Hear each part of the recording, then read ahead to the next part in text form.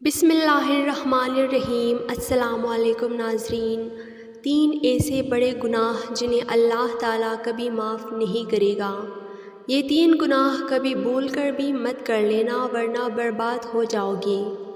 ارشاد باری تعالیٰ ہے۔ ترجمہ: اگر کبیرہ گناہوں سے بچتے رہو جن سے تمہیں منع کیا جاتا ہے تو ہم تمہارے دوسرے گناہ بخش دیں گے اور تمہیں عزت کی جگہ داخل کریں گے۔ کچھ گناہ ایسے ہیں جن کو اللہ تعالیٰ کبھی معاف نہیں کرتا اور اکثر لوگ یہ گناہ کرتے ہیں۔ لوگ چھوٹے چھوٹے گناہ سمجھ کر کرتے ہیں۔ کچھ لوگوں کو تو خیال بھی نہیں ہوتا کہ یہ جو گناہ ہم سے ہو رہے ہیں جان بوجھ کر یا انجانے میں، یہ وہ گناہ ہیں جن کی بخشش نہیں ہے۔ بے شک آپ نماز قرآن پڑھ رہے ہیں، روزے رکھ رہے ہیں، لیکن ان گناہوں کی سزا آپ کو ضرور ملے گی۔ 3 ایسے بڑے گناہ جس کی معافی اللہ تعالیٰ کبھی بھی نہیں دیں گے۔ نمبر 1، حقوق العباد۔ نبی اکرم صلی اللہ علیہ وآلہ وسلم نے ایک جگہ صحابہ کرام سے مخاطب ہوتے ہوئے ارشاد فرمایا، کیا تم جانتے ہو کہ مفلس کون ہے؟ صحابہ نے عرض کیا، ہمارے نزدیک مفلس وہ شخص ہے جس کے پاس کوئی پیسہ اور دنیا کا سامان نہ ہو۔ آپ صلی اللہ علیہ وآلہ وسلم نے ارشاد فرمایا، میری امت کا مفلس شخص وہ ہے جو قیامت کے دن بہت سی نماز، روزہ، زکوٰۃ اور دوسری مقبول عبادتیں لے کر آئے گا، مگر حال یہ ہوگا کہ اس نے کسی کو گالی دی ہوگی، کسی پر تہمت لگائی ہوگی، کسی کا مال کھایا ہوگا، کسی کا خون بہایا ہوگا یا کسی کو مارا پیٹا ہوگا، تو اس کی نیکیوں میں سے اس حق والے کو اس کے حق کے بقدر نیکیاں دی جائیں گی، ایسے ہی دوسرے حق والے کو اس کی نیکیوں سے اس کے حق کے بقدر نیکیاں دی جائیں گی۔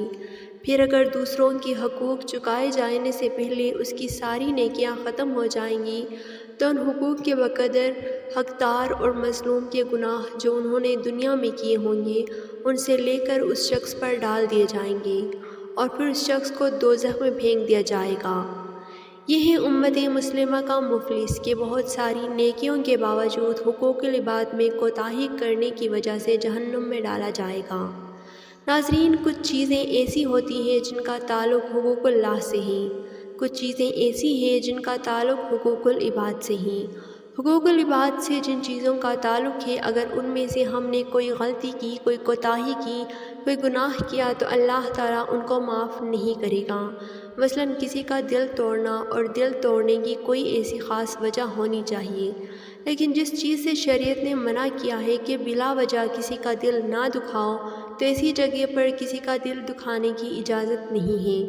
حضرت علی رضی اللہ تعالیٰ عنہ کی خدمت میں ایک شخص آیا اور بند ہاتھ جوڑ کر عرض کرنے لگا، یا علی، ہر گناہ کی قیامت کے دن اللہ تعالیٰ نے کوئی نہ کوئی سزا رکھی ہے، لیکن کسی کے دل توڑنے والے کے لیے اللہ نے کیا سزا رکھی ہے؟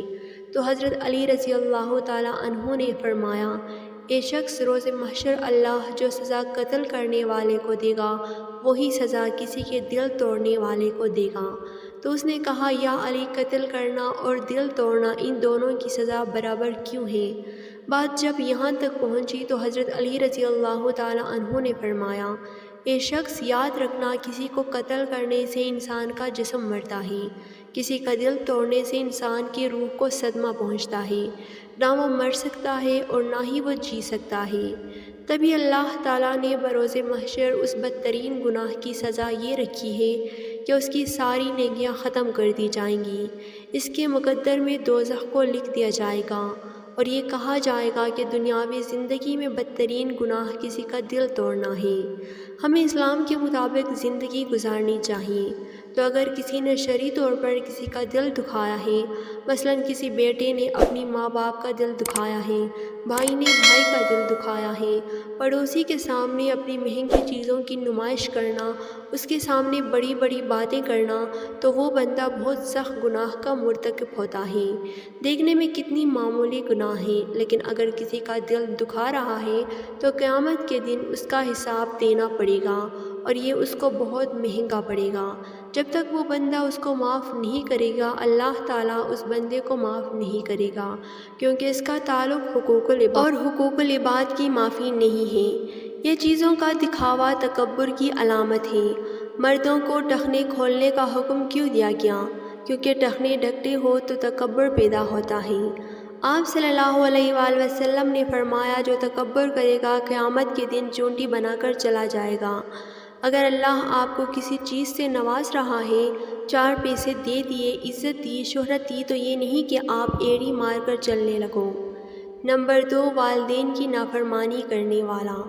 نافرمان اولاد کی دنیاوی سزائیں جہاں اولاد کے لیے عبرت کا سامان ہے، وہیں اس میں دنیا والوں کے لیے بھی درس و نصیحت ہے، تاکہ کوئی اولاد ماں باپ کا حق غصب نہ کرے، ان کی خدمت سے منہ نہ پھیرے، ان کے کھلانے پلانے اور دیکھ ریکھ میں کوتاہی نہ کرے، خاص طور سے جب دونوں بوڑھے ہو جائیں، چلنے پھرنے، کام کاج کرنے اور کمانے سے معذور ہو جائے، تو ایسے وقت میں اولاد ان کا مکمل خیال کرے۔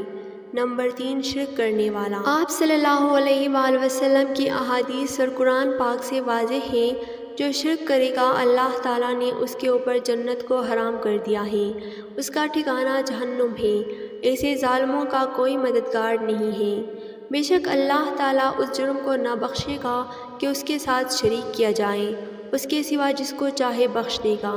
حضرت عبداللہ بن مسعود رضی اللہ تعالیٰ عنہ سے روایت ہے کہ رسول اللہ صلی اللہ علیہ وآلہ وسلم نے فرمایا، جو اس حال میں فوت ہو کہ اللہ تعالیٰ کے ساتھ کسی کو شریک ٹھہراتا ہو، وہ جہنم میں داخل ہوگا۔ میں نے کہا اس کا مطلب ہے کہ جو شخص اس حال میں فوت ہو کہ اللہ تعالیٰ کے ساتھ کسی کو شریک نہ ٹھہراتا ہو، وہ جنت میں داخل ہوگا۔ حضرت معاذ سے روایت ہے کہ مجھے رسول اللہ صلی اللہ علیہ وآلہ وسلم نے 10 باتوں کی نصیحت کی، ان میں سے ایک بات یہ ہے کہ اللہ کے ساتھ کسی کو شریک نہ کرو، اگرچہ تو مارا جائے یا جلایا جائے۔ تو ناظرین، ہمیں ان گناہوں سے بچنا چاہیے تاکہ اللہ تبارک و تعالی ہمیں اپنی رحمت کے سائے میں لے، تاکہ قیامت کے دن ہم جنت کو پا سکیں۔ ہمیں چاہیے کہ حقوق اللہ کے ساتھ حقوق العباد کا بھی خیال رکھیں، تاکہ دنیا اور آخرت دونوں میں کامیابی حاصل کر سکیں۔ اللہ تعالی ہم سب کو ان باتوں پر عمل کرنے کی اور نیک اعمال کی توفیق دے، آمین۔